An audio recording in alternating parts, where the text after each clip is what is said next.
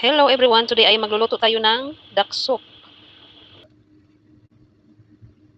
Ito yung mga ingredients niya, royal garden seeds, dried tangerine peel, dried yam. Itong dalawang ingredients, di ko alam anong pangalan dyan. Ikat natin yung yam at saka yung itong stick at saka ito yung medyo manipis na ingredients, ikat din natin and then ibabad ito sa tubig for 30 minutes para lalambot.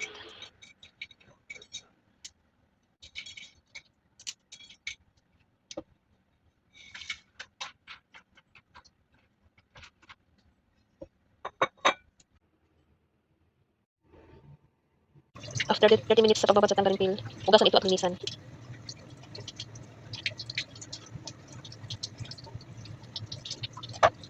Ito yung main ingredients natin, duck. Linisan natin ito at saka slice ng 4 na piraso. Tanggalan natin ng leeg, paa at saka yung pakpak na dulo ng pakpak. And then, no need na po iyan.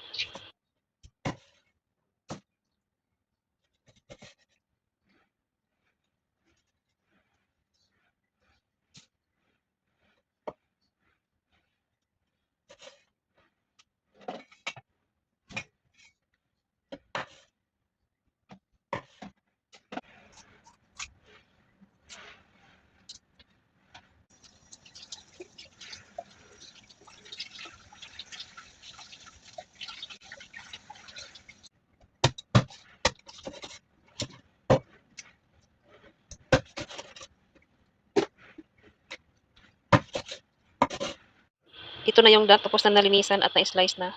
And then ito din yung pork, ipanghalo din natin ito.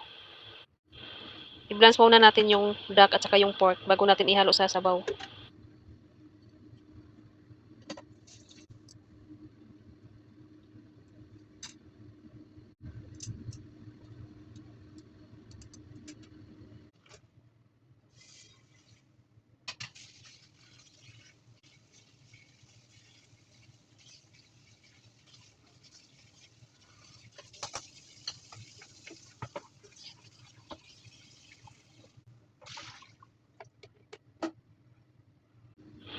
Nagpakulo na ako ng tubig, ilagay ang lahat ng mga ingredients.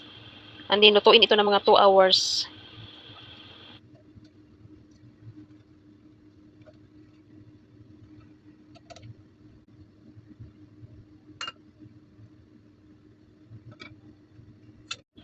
After 2 hours, ito na yung ating duck soup.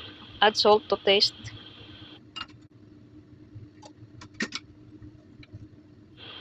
It's done. Thank you for watching. It's ready to serve.